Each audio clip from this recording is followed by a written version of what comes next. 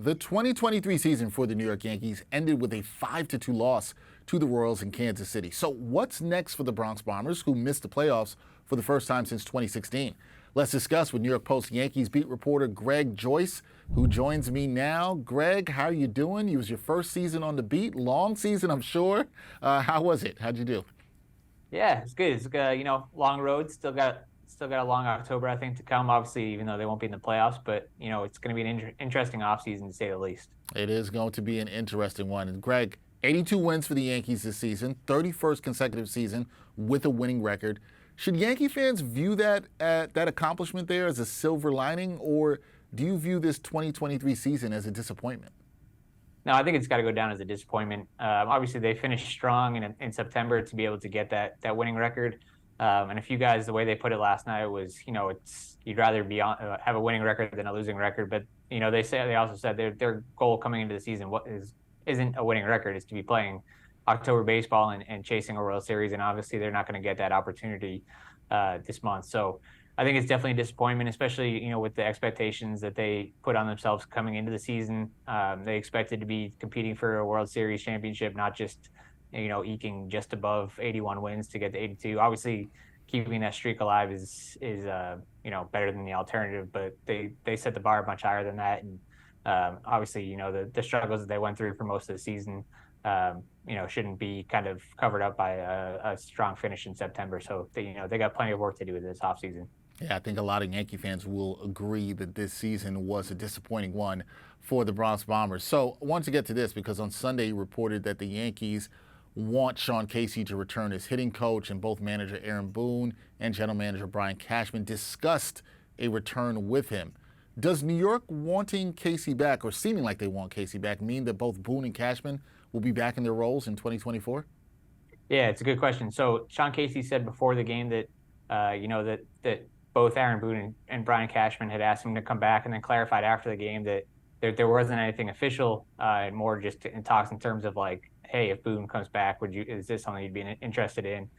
Casey hasn't made the decision himself yet. He said he had to talk to his family, but Boone and Casey are real close friends. So if Boone has 1 year left on his contract, he's going to meet this week with Hal Steinbrenner and Brian Cashman in Tampa. So it's part of that whole organizational deep dive that they'll go into. So I think Boone's status is still a little bit up in the air at this point. Obviously, if Boone is back, Boone has said that he would love to have Sean Casey back, said he was a breath of fresh air after coming in at the All-Star break. Aaron Judge talked today about how much he's enjoyed working with Sean Casey.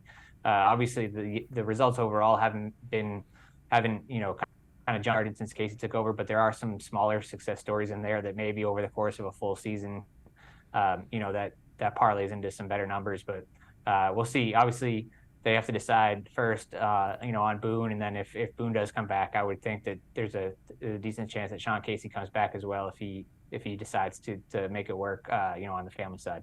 All right, we will keep our eye on that in the offseason, what happens with the Yankees head manager, hitting coach, also in the front office. We will see about all of that. Last thing for me here, Greg, Yankees, obviously, as you mentioned, they didn't reach the postseason, and they always want to be competing for World Series titles. What moves must the organization make this offseason to get back to being a contender? Yeah, I mean, obviously, I think it has to start with, they got some holes to fill in the lineup offensively. They were one of the worst teams in the league this year.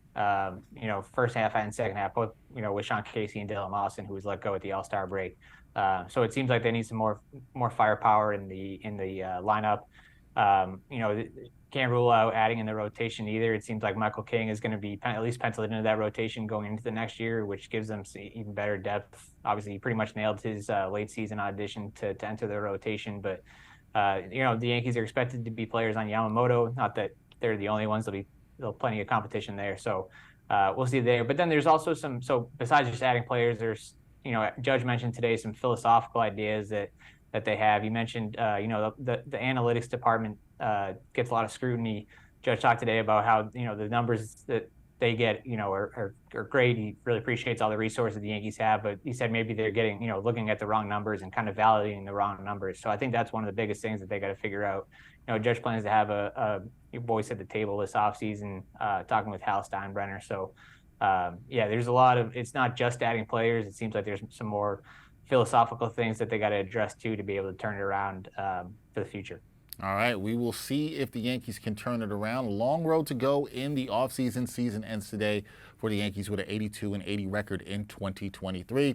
That is Greg Joyce, who has done fantastic work covering the Yankees. First season as a beat writer for the New York Post. Tremendous job, Greg, and we will talk soon in the offseason. I'm sure we will. There'll be a lot of news about the Yankees going forward. Talk to you soon, man. Thanks, Dexter. Appreciate it.